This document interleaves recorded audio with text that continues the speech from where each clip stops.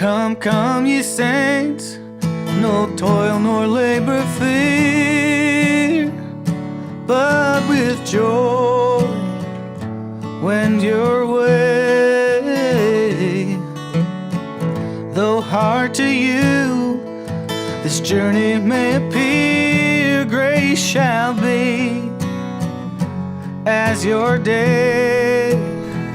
Welcome everyone to the newest edition of the Mormon Stories podcast. I'm excited to be a guest host and the interviewer again. My name is Dan Weatherspoon, and this has been a joy in my life to be able to interview good friends of mine, interesting people, and I really appreciate the good feedback that we've gotten so far on these other things.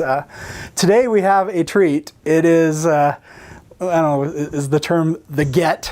Perhaps it's the get of the year, to get Dan Peterson with us. Dan Peterson is well known to many of us in our audience, is certainly one of Mormonism's leading apologists.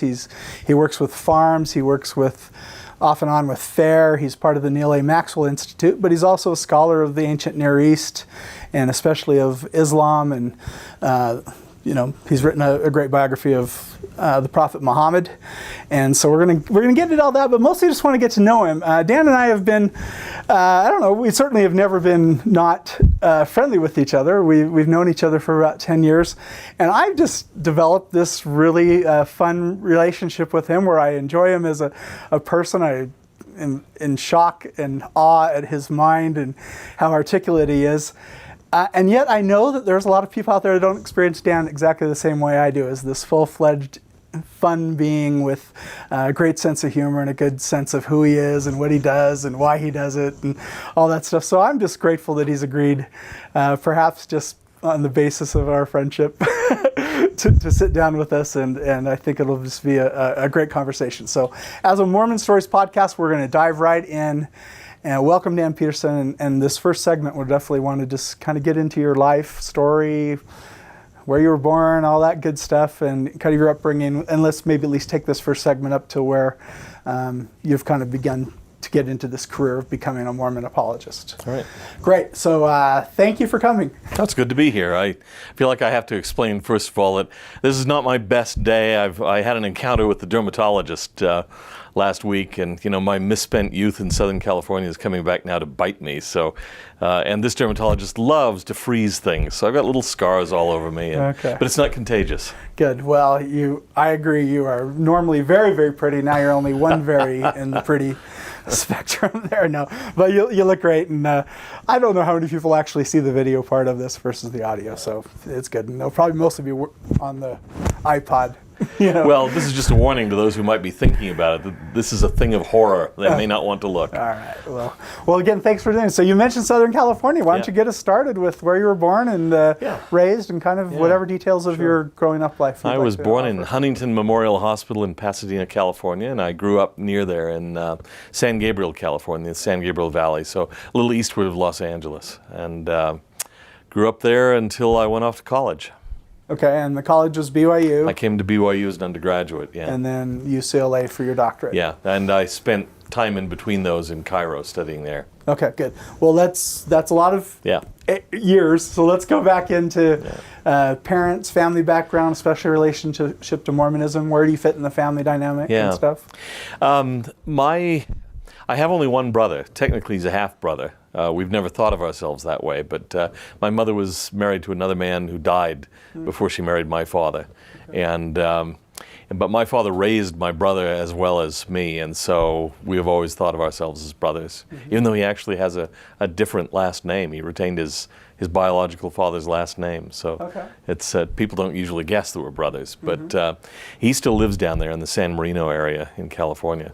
But I grew up in a family with a mother who was Mormon by heritage and sort of Mormon by practice, but not particularly dedicated. She was semi-active, I suppose you might say. So this is back then, or has that continued to be her? That was growing up. Okay. And then my father was a Lutheran, a non-practicing Lutheran. Oh, nice. So I grew up in a part-member family, and sort of going to church, but it wasn't a high priority in life and so on. So I sort of got serious on my own. They did eventually come around. My mother became more serious. My father joined the church, I baptized him on the night I was set apart as a missionary. Wow, that's It was my interesting. only convert. No way. Well, I know you went to Europe, so we'll talk Yeah, about that in yeah. a minute. So that's probably not that unusual, but yeah. Well, so when you say you became more Mormon or serious about Mormonism on your own, what was the reasons for that? You know, to be honest, I think there were periods in my life probably where I would have considered myself at least an agnostic, maybe an atheist, when I was fairly young. And then I gradually began to sense there was something there. To me, church was essentially boring. It was an endless round of boring meetings. I didn't want to be there. I mean, I understand. I sympathize with kids who feel that way. Unless you catch something of the sympathize spark. with adults who feel that way? I do. Okay. I do. Look, Good. you know, I always bring a book with me to church meetings. Very good.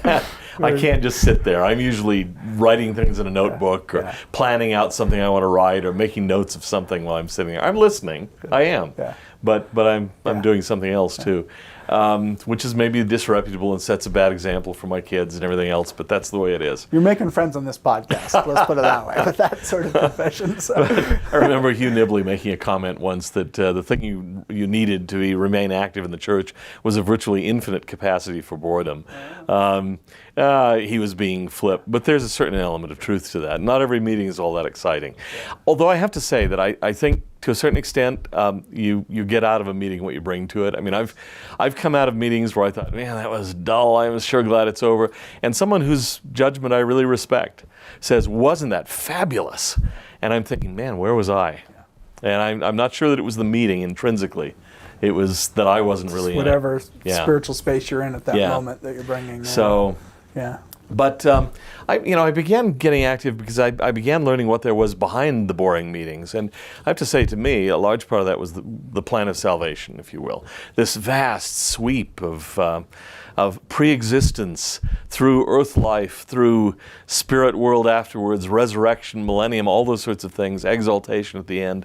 It just seemed to me the most dramatic and grand vision I'd ever encountered. And this just snuck up on you when you were 12 years old, 14 years old? Yeah, somewhere in there. I'd like to know exactly what year it was. I know what did it. I stayed home once from school, and I can't remember if I was staying home for honorable, true reasons or what. But we had inherited a book from my grandmother, my maternal grandmother, who was a member of the church.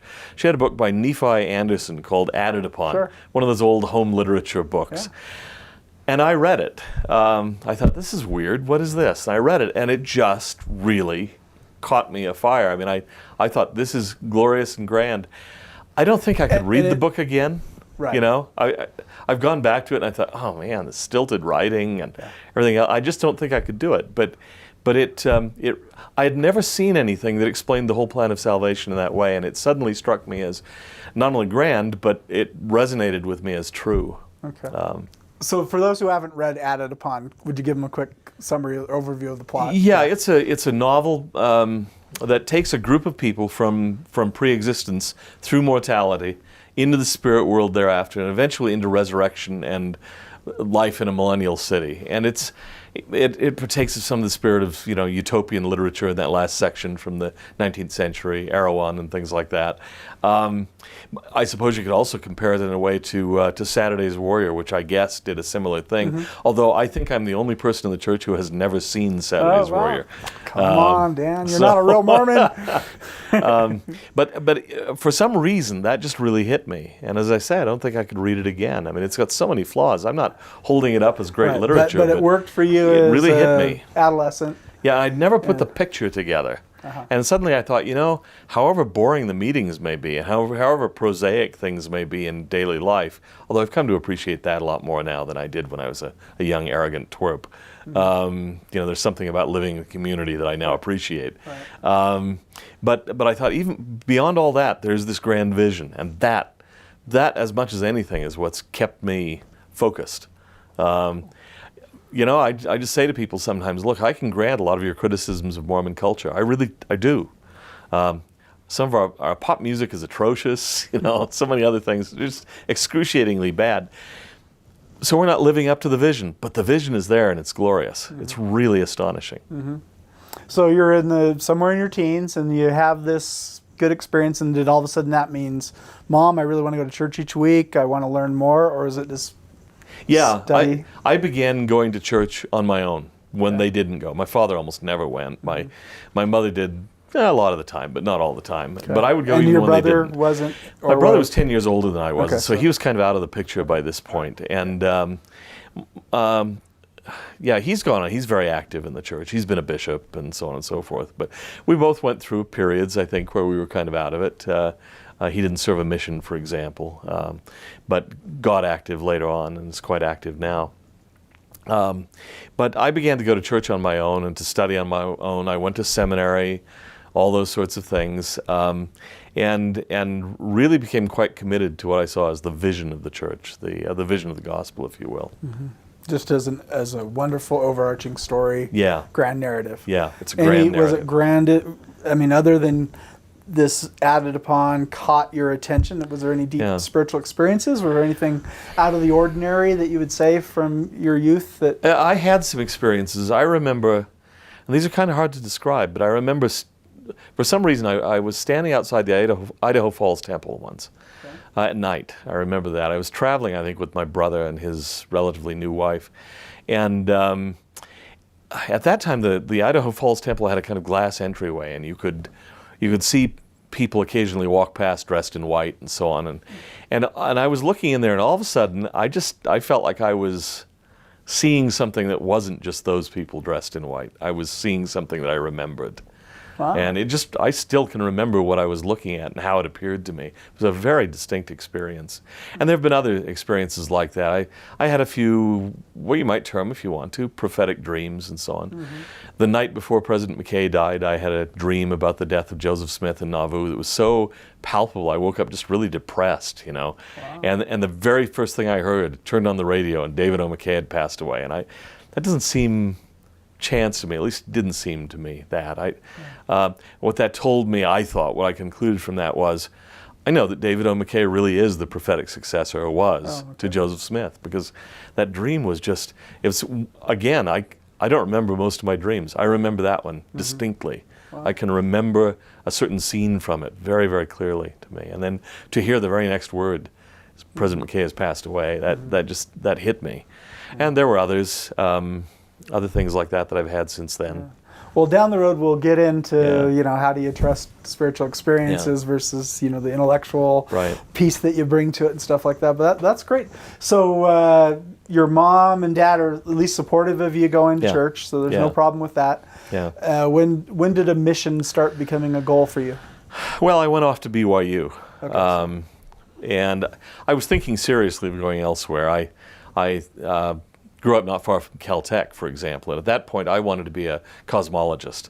I had a huge picture of Albert Einstein on my wall, and mathematics and cosmology were my thing, and I thought that's what I wanted to do, but I felt really strongly inclined to go to BYU instead. And part of the impact, part of the reason that I did that was I remember being dragged off to Education Week. They used to have these old Education Week programs where visitors would come.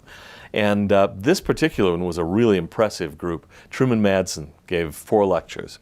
Every evening. This is the traveling one? This is the traveling one. Was it Know Your Religion? Was it actually called Education Week? I think they called it Education Week. Because I remember... Know Your Religion was a once a monthly lecture. This was a whole 4-day thing. So they would come there. Oh, great. Yeah, they would come there.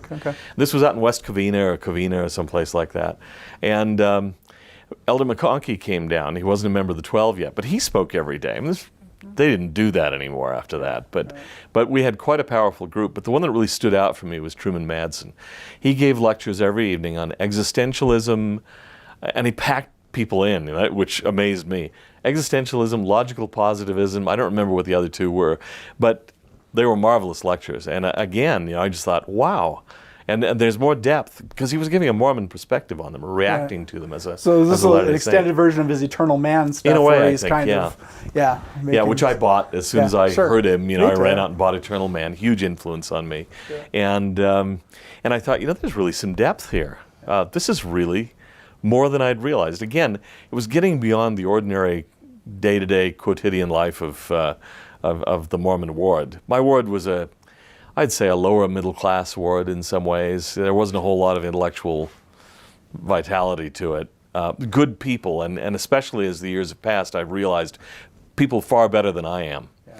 But to a young, arrogant kid in high school who thinks he's the brightest thing around, they weren't very interesting. But to realize there were interesting people out there, and the gospel had something to say, or so I thought, about really important issues. I never heard this in primary or in Sunday school, but I was hearing it from Truman, and I began reading Hugh Nibley and things like that. So they were at BYU, so you were going to go. So I wanted to go to BYU where I could drink from the fountain straight. Yeah, good. So you end up at BYU, and it's just a year. And was it at BYU you decided to go on a mission? Yeah. I think I was already probably planning on it, but I actually spent 2 years because I came to BYU a little bit young. Okay. And I turned 19 about midway through my second year, but I just stuck around because I didn't want to mess up my academic schedule. Right. So I came as a mathematics major. Wow. And then I decided very early on that though I admired mathematicians, I really didn't want to be one. And there was also another factor. I just don't think that I was that good. I was good, but I didn't think I was that good. And meanwhile, one of my neighbors in the dorm was taking a Greek history class, persuaded me to add it my freshman year. And I loved it. I just loved ancient history. And that sort of caught fire with me. So by the second year, I was a Greek major with a philosophy minor. Very cool. Now, interestingly, the cosmology interest persisted. When I finally did a doctoral dissertation, it's on an 11th century cosmology, Neoplatonic cosmology. Wow. So, very cool. So I guess it never really died. You and I were reversed. I was a philosophy major with a classical civ and Greek minor. Yeah, so that's fun. Well, okay, so you're here. You go on a mission. You get called to Zurich. Yeah, I got called to Switzerland, Zurich. Although and German speaking. German speaking. Right. Yeah. Although, and I was thrilled because I'd done a trip to Europe right after my high school year, senior year, and we had gone briefly into Switzerland. We went to Zasfe and Zermatt and the Matterhorn, which are now not my favorite parts of the country, but I fell in love with Switzerland, and I thought, if I could go anywhere on the planet, it would be Switzerland. The most beautiful place I've ever seen. Well, to my astonishment, I was called to Switzerland. It usually works out the opposite. Yeah, you pick someplace you don't want to go, and then you get called that's there, right? So. But there I was in this place that I still describe as, like tracting in a national park. For good or for ill. It was about as effective as tracting in a national park, but it was gorgeous. Yeah. And I fell in love with the country, and I go back whenever I can. Cool. And whenever I go to the Middle East, I usually contrive some way to drop through Switzerland, which is sort of the anti-Middle East. Clean, orderly, peaceful, green. Everything in the Middle East is not. But I was called to Switzerland, Zurich, although interestingly, when I was set apart by my stake president, he said, well, have a good time in Beirut. And I said, excuse me? And he said, well, Beirut. And he showed me his copy of my mission call, which said Switzerland, Zurich, parenthesis, Beirut. Now, this was not as crazy as it sounds, because Switzerland, being a neutral country, was the country out of which much of the world was run at that point. We didn't have an international mission yet. So there was actually a district of missionaries in Beirut. Now, oddly enough, I never went there. So you weren't called to that? No, I mean, I didn't know. I kept asking people in Salt Lake and elsewhere, where am I going? Well, they had 2 sets of papers on me. I didn't know until I arrived in Zurich. I asked my mission president, am I staying here or am I going on? He said, no, you're staying here. Now, oddly enough, my best friend at the time was called to the Switzerland Zurich mission. We had a mission conference. He came just after I did. But he wasn't there at the conference. And I remember thinking, I didn't know these were invitationals. Where is he? Well, then someone came up to me, Elder Ricks, Stephen Ricks, who is now a colleague of mine at BYU, one of my best friends, who said, by the way, Elder so-and-so says hello. And I said, well, that's really nice. Where is he? Well, he's been sent to Beirut. So he wasn't called to Beirut. I was. He went. I didn't. Wow, so it was a matter of timing and so on and so forth. But that kind of got me thinking, the grass is greener on the other side, although actually it wasn't greener at all. But I kept thinking, Beirut, gosh, that would be so exotic. I'd love to do something like that, in the Middle East. And so it kind of piqued my curiosity. So while you're on your mission, are you kind of studying I was already or at least about your that. radar's open for... I'm already a Greek major, right? I'm doing the ancient world, and I'm really interested not so much in classics, but in ancient religion and so on and so forth. And so the idea of going to the Middle East just intrigued me. But I didn't go on my mission. And now you go too often, right? And now I do. Yeah. Yeah. I know. Knowing you, it seems like you're always going over there and not always excited. I am. I have to say, I don't mind it when I'm there. It's fascinating. But I hate getting there. I just hate it. And I realize I shouldn't complain. In the old days, it would be 3 or 4 months on a boat. But still. Well, fun. So on your mission, any particular experiences that either, like were turning points in your spiritual life or your academic orientation that came? Well, learning German was a really wonderful thing for me. I've used it all the time. I use it every day. A friend of mine once described German as the most important Semitic language, something that Adolf Hitler, I'm sure, would have loved to hear. Yeah, right. But there's an element of truth to it, that in the old days, the great days of Orientalism was mostly in German, great grammars and so on. And I have access to all those. That's a really wonderful thing for me. Very comfortable access to them. I've kept my German up. I've lectured in German and so on. I would say one of the things that came out of the mission that was remarkable for me was that I became a sort of, I suppose, the mission apologist. I was the guy who, on several occasions, when missionaries would get into battles with people they couldn't handle, they'd ask if I could come and deal with it. And is this just because you're willing to read really fast and digest information? Yeah. And it wasn't necessarily from your preparation before your mission? Some of it was. I mean, I remember once getting involved with a guy who obviously was trying to intimidate us. He sat us down. He was a teacher at some Bible school. And he sat us down and pulled out his Greek New Testament and laughed and said, almost in this tone, "You wouldn't happen to know Greek, would you?" Well, I reached into my coat pocket and pulled out a Greek New Testament and said, actually, it's my specialty at the university, and put it down on the table. And I wish I had a photo of his face. The smile faded, the smirk was gone. He never brought it up. Wow. Now, the fact is, he probably could have killed me. I wasn't that good at that point. But he didn't know it. He was playing poker, and I'd called his bluff. And I thought, yeah, this is important to know. And I remember another fellow, a theologian, who used to sort of mock us. I mean, he'd invite us over, but then he'd make fun of us a little bit. Well, you're just Mormons, basically, because you don't know anything. You're stupid. I have a PhD. And I thought, I'm going to have one. It's just a matter of time, And unfortunately, I can't remember his name. I'd love to write to him and say, by the way, I have a PhD now, and I still am a Mormon. But that idea of being called in to deal with critics and so on, I came to actually hate it. There was one experience in particular, and this will shock some who think I really enjoy beating up on people. But there was a Jehovah's Witness who came, and he and his supervisor were confronting the missionaries. They had me come to deal with them. Well, I creamed them. I mean, just frankly, it was embarrassing. They weren't that good, and I just beat them into the ground. And at the end of it, I felt awful. I thought, this accomplished nothing.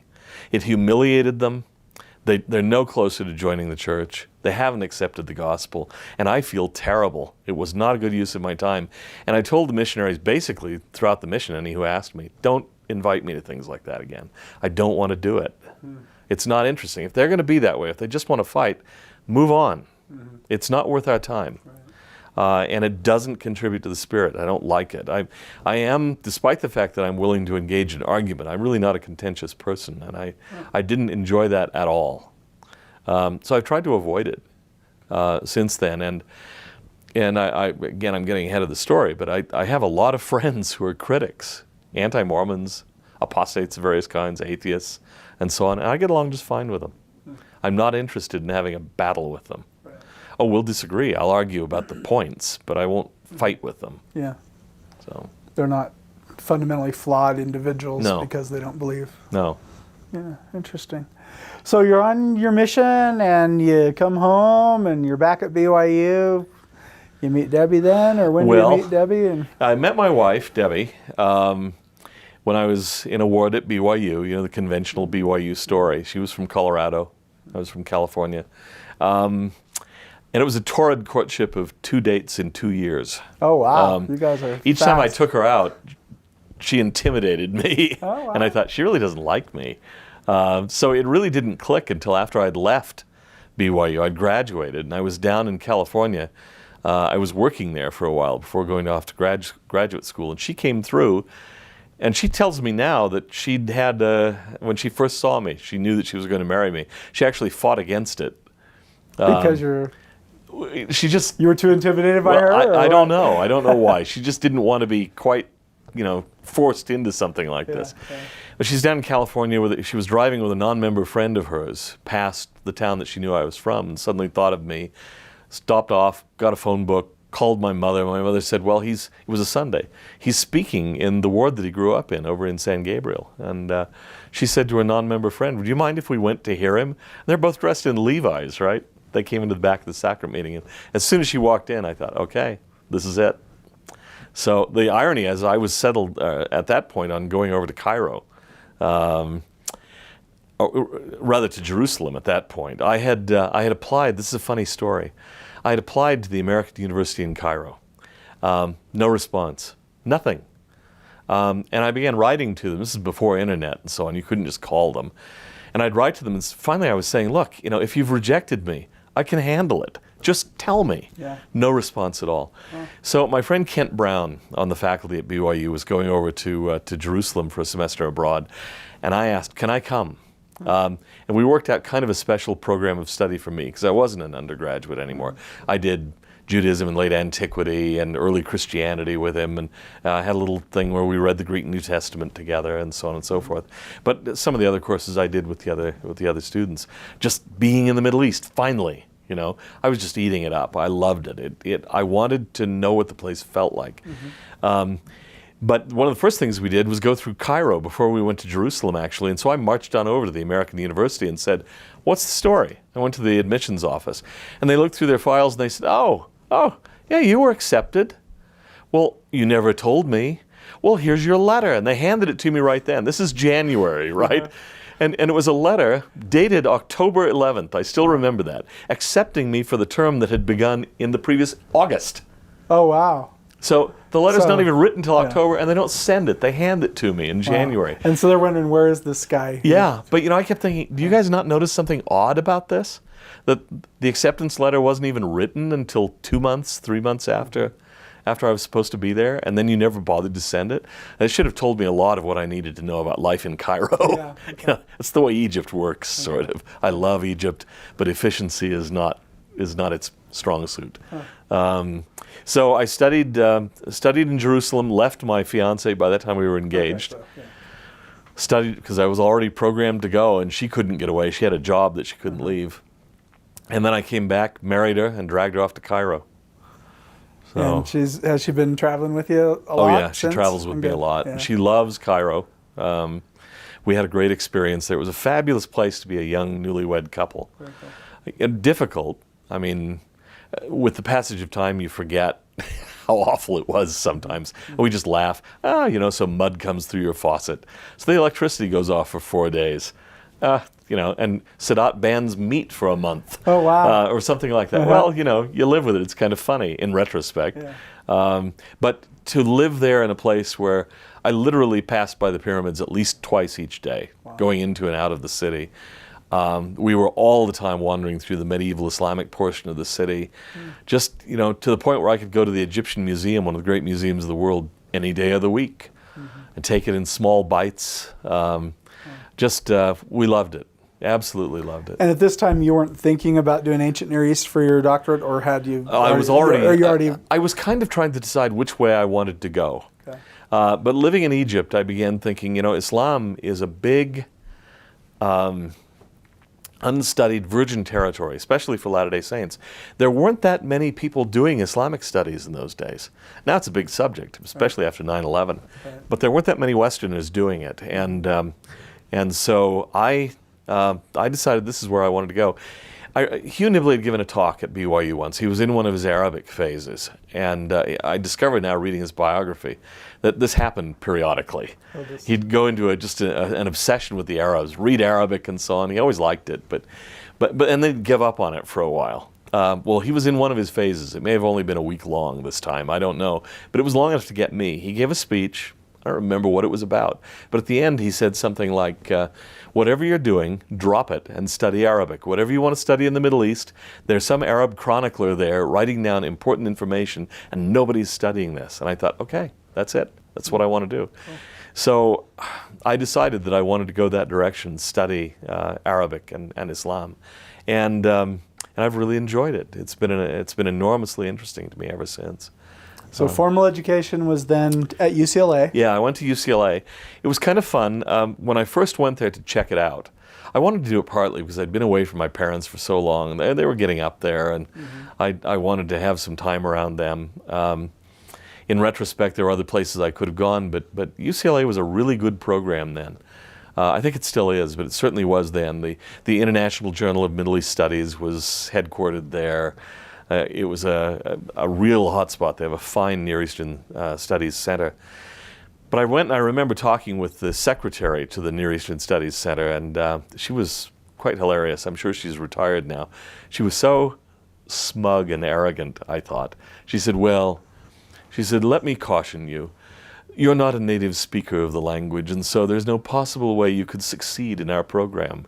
Wow. And so that was kind of what sold me on the place. I thought, oh, yes, I can, and I'm going to. Wow. And I did. And what was your Arabic like at this point? Well, at that point, it was getting better because I was living in Cairo, you know. But it's true, I'm not a native speaker. But at the end, when I did graduate with my PhD, I dropped by and just wished her well, and I just wanted to make the point. Thank you. I did get a PhD. Yeah. I made it. But it was an interesting program. I mean, the fact was there were a lot of Arabs studying then. I don't know how long that had been going on, but a lot of native speakers were coming to the U.S. to get their degrees. So I was often up against native speakers. It was difficult sometimes. Although I learned one interesting thing. I remember a course I took on medieval Arabic poetry, and the thing was I could not understand the poems. They were really hard, but at least I knew I didn't understand the poems. The native Arabs in the class didn't understand them, but thought they did. So I thought I actually have an advantage here. And I remember taking a Persian class. I skipped through Persian really rapidly. It's much easier than Arabic. And I ended up in a graduate class in Persian taught by a native Iranian Persian speaker to all native Persian speakers except me. And I was kind of there, I'd skipped the third year of grammar and everything else to be there. And that class was the nightmare of my life. It was on Tuesday. And by Sunday, I was getting sick. By Monday, I was a physical wreck. Tuesday was just horrible getting ready for this class. Tuesday evening was great because it was over for another week. But I'd go there, and all these Persians were sort of giggling because when I read Persian, they thought I had an Arab accent, which is probably true. And it was just a struggle. But again, I made it, and by the end of it, my Persian was getting halfway good. And it's a language I love. I sometimes have thought if I'd discovered that earlier, who knows where I would have gone. Persian poetry is wonderful. Yeah.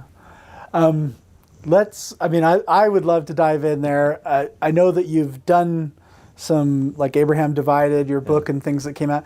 Let's figure out how it is that your specialty is like sort of to feed in with Mormon theology and things like that again. So I'll just let you figure out a way to make that transition. Well, farms had been founded in the late 70s.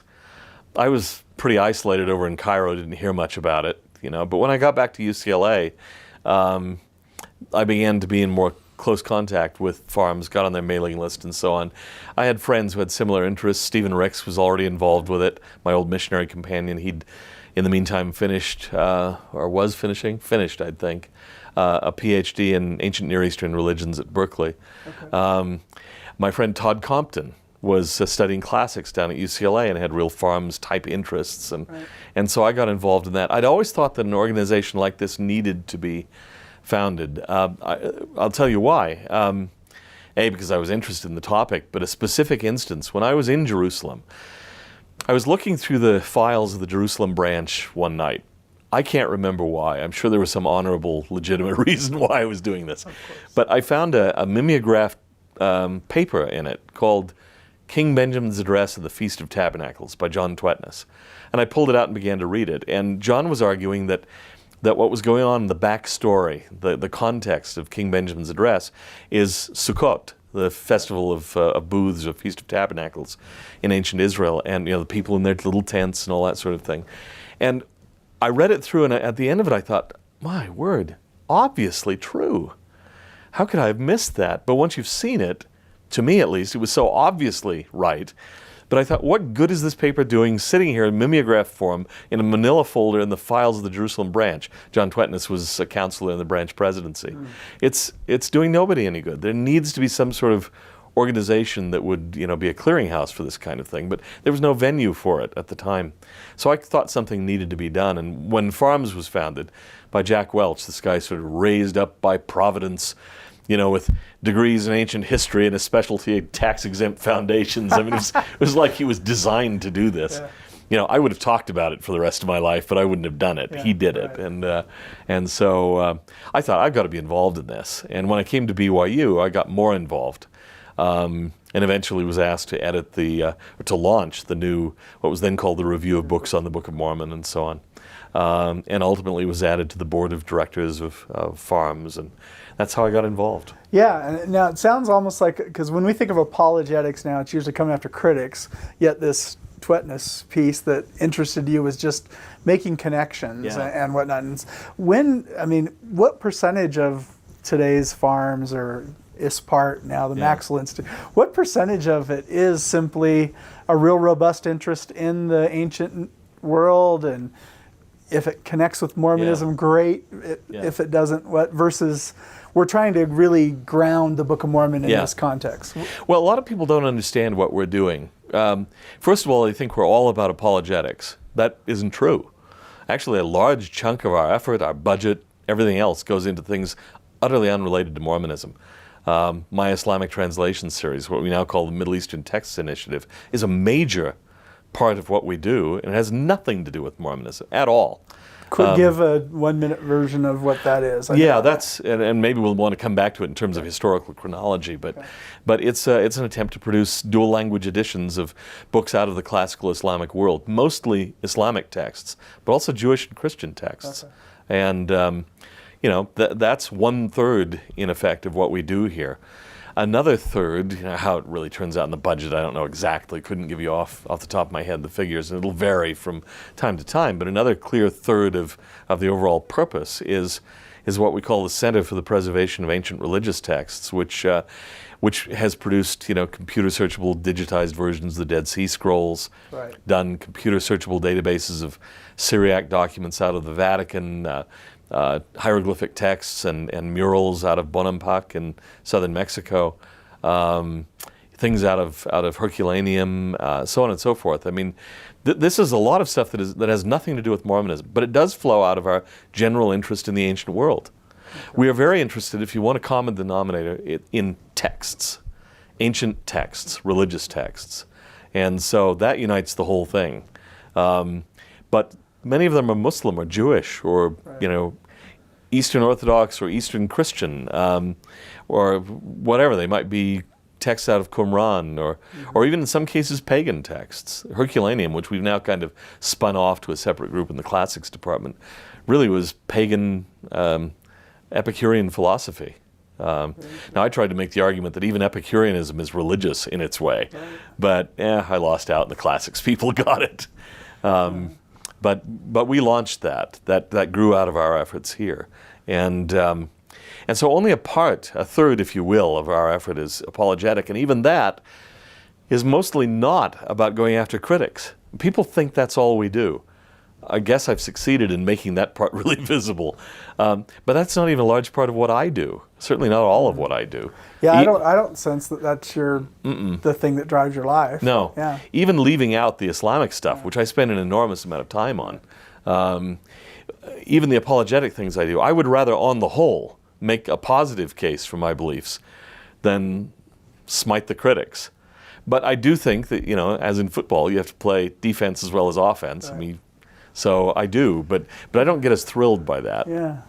Okay, so we're at a point here where we can leave autobiography and start diving in here, and I can start asking you, little more questions that might seem like they have an edge just because I know the sort of volleys that get lobbed at you. Yeah. Well, I know you and Debbie ended up with 3 sons, and they're all grown and doing well. Is there any piece of your autobiography? I mean, obviously things will come up as we go, but is there any more parts you want to share before we start in with that? No, I don't think so. You know, I've traveled a lot. I've done a lot of lecturing and so on. People will ask me sometimes, well, what is your favorite topic? And I guess I'm unstable enough to say that it's usually whatever I've just been talking about. I get really excited. If they want me to talk on Mormonism, I'm excited. Get me talking about Islam, I'm really excited about that too. I love teaching about other religions as well as my own. So in some ways that makes me, jack of all trades, master of none, I suppose. I'm spread pretty thin. People have asked, well, has apologetics or whatever cut into your Islamic output? Yeah, it has. I mean, frankly, there are only 24 hours in the day. Yeah. You can only do so much. Would I do it otherwise? No, I don't think I really would. All parts of your personality need to have expression somehow, huh? Yeah. I mean, I'd like to have, there's lots of books on Islam I want to write. I haven't written them yet. I hope I still will. But there are a lot of books on Mormonism I want to write. I haven't written them yet, and I still want to do those. Yeah. So something is going to give, I suppose. I'm sure when I die, I will not feel that I was done. Yeah. Interesting. So. Well, I know that, let's just go ahead and talk about some of the books that you have produced. So Abraham Divided, was that one of your earliest ones? Yeah, it was. And that was about... Oh, when was that? Jews and Muslims and the whole... It was not long after the first Gulf War, I think, that I was approached by a representative of a now defunct publishing company in Salt Lake, Aspen Books. Right. And they came to me and wanted to know, would I be willing to write a kind of brief primer introduction to the Islamic world from a Mormon point of view? And I said, well, how long do I have to write it? And I remember him being kind of embarrassed and saying, well, we'd really like to have it in, by such and such. And he named a date about 3 months away. Well, that actually caught my attention. I thought, okay, it's spring term, I'm not teaching. I wonder if I could do this. And I did. I write fairly rapidly, and I don't rewrite much. But even I was astonished that the book actually came together. Now, the fact was, by this point, I had a PhD in the subject. I had been teaching it, so a lot of it was in my head. Research needed left, so it just kind of spilled out. It wrote very rapidly. And it got a fairly good response. It's been through 2 editions, and actually I'm long overdue. Deseret Book has been wanting me to do a rewrite of it. Wow. And I just met with some of them a couple of weeks ago and have promised. I've promised I'm going to do it. So I've got to cut back on message boards and write that stupid there you book. Go. Good. We'll talk about those message boards because it needs to be heavily revised at this point. The last 2 chapters in particular are obsolete. There was no mention in it of the Middle Eastern Text Initiative, for example, which I founded and direct. But there's also no mention of 9/11. They were written before that. I was still talking about Yasser Arafat and the PLO. That's really water under the bridge now. We're in an entirely different world. Okay, and then I know your last book was on Muhammad. Yeah. And very well received. And I know this is why you're traveling so much lately. Right. Keynoting here and there and stuff. So tell us about that real quick. Yeah. What did you do? I was asked by a couple of friends, David Noel Friedman, the late David Noel Friedman, and Michael McClymond, who's in Missouri, St. Louis, to write a chapter for a book on the founders of the world's great religions. Okay. It's called The Rivers of Paradise. And I did that. It was a fun book, way overpriced. Nobody bought it. But it had an introduction by Hans Kung, which I'm kind of proud of. I don't know any other Mormon who's had an introduction written to his work by Hans Kung. I don't make anything of it, but I chuckle about it sometimes. But then they decided they wanted to take at least a couple of those chapters and turn them into freestanding books. And so I took my chapter and went through it again and turned it into a book for Erdmans called Muhammad, Prophet of God. Now, I didn't give it the title. I first saw the title on the mock-up of the cover. Wow.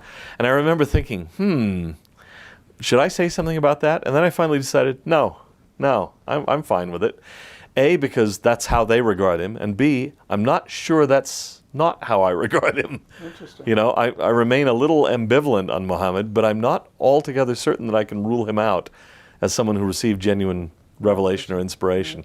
So I thought, I'm going to leave it. That's fine with me. The book has been pretty well received. Some of the things I've been happiest about have been notes I've gotten from Muslims who've said, thank you.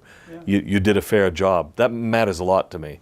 And frankly, when I do battle with critics, one of the things that I always say is, look, you should describe your target religion in a way that adherents to that religion will at least recognize. You know, I've tried to do that with Islam. If they tell me, no, you're seriously wrong, then I want to know, okay, how am I getting it wrong? How can I get it more right? If people keep saying, no, that's not what we believe, then you're doing it wrong. And I don't hold myself forth necessarily as an example of how it ought to be done, but in that book, I think I did pretty much do what I preach. The other thing that amused me was there was one very vocal anti-Mormon down in Arizona who just threw a fit about this, that Erdman's, a supposedly Christian publishing house, is publishing a book by a Mormon that is favorable and sympathetic to Muhammad. Well, I got a huge kick out of that. I loved it. And Erdman's didn't seem to be bothered by it either, so we're all happy, except the guy in Arizona. Yep. So, and then any of the key writings or books? I mean, we'll get into your editorships. And I'll tell you whatnot, some that I've done that I kind of want to I play down. Okay. I did a 2-volume set called The Last Days: Teachings of the Prophets, and so on. I was asked to do that by one of the principals at Aspen Books. I won't get into the politics behind it, but the fellow who had put the quotes together was not acceptable as an author for various reasons. And the church had said, yeah, you can use general authority quotations, but don't try to make money off just quotations from general authorities.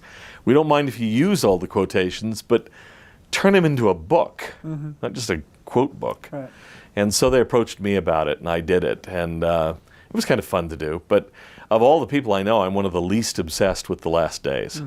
And yet I found that has had, transiently I hope, a kind of funny impact on my reputation. When, the Ostlings did their book on Mormon America, wasn't it? I show up, I think, 3 times in that book, as I recall. And in all 3 cases, they've got me so completely wrong. And one of them is, they talk about how, well, obsession with the last days is pretty well died out in Mormonism, but it survives in some pockets. And then they cite me, and I think, that's funny. I did the book as a favor to a friend, you know, and I am not obsessed. I don't have a 3-year supply and a stockpile of weapons down in southern Utah, you know. So I don't talk those books up very much. They're sort of mine, but sort of not, you know. What else have I done? I've edited some books at the Maxwell Institute, and I wrote a book called Offenders for a Word, I remember that. which really was mine. I was so tired of the charge that Mormons aren't Christians that I decided to look at all the arguments that I could find for that and see what I could make of them. And in every case, I think I could show that there is some distinctly Christian group whose Christianity nobody would deny, that taught exactly the same thing, or did exactly the same thing, that Christianity is a big tent. Now, I remember speaking at Sunstone once, and Jeffrey Silliman from Mount Olympus Presbyterian Church was my respondent when I delivered the paper that book grew out of. And at the end of it, he said, you know, I think Professor Peterson's probably convinced me. Mormons are Christians. They're heretics, but they're Christians. And he said, somehow I think that doesn't bother him as much. And I said, you're right, it doesn't. Because calling someone a heretic is clearly a statement that's made from a particular theological vantage point. And everyone knows that. So you consider me a heretic, fine. You know, I probably consider you a heretic too. You're at least you're at least as distant from my views as my views are from yours, right? But when you say someone's not a Christian, that sounds like a factual statement. But I think it's a pseudo-factual statement in a lot of these cases. When I say a Buddhist isn't a Christian, nobody would debate that. But when I say over someone's protests, he's not a Christian, and he says, yes, I am. And I say, no, you're not. That's moving away from any kind of factual use of the term, and it's. But I dislike the specious, factual character of it. You know that there was an ad once I remember in a small newspaper where my parents lived in California, and it said, you know, Mormons are not Christians, and announced that as if it were some fact. And I thought, yeah, but I know the people who put the ad in, they also don't consider Catholics Christians. Now, if the people reading the ad, probably at least half of whom were Catholics, knew that, they'd say, oh, okay, all right, I know what to make of this claim. But they don't. It's presented as if it's some factual thing like, gee, Hindus aren't Christians. Well, thank you. You know, I was confused on that, but now I know. But it's not a factual statement in that way.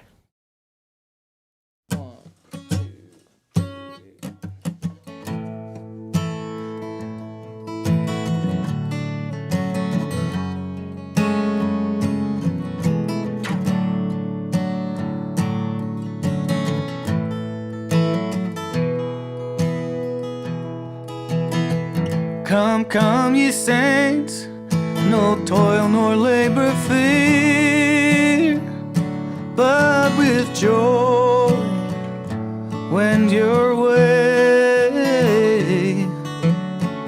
Though hard to you this journey may appear, grace shall be as your day.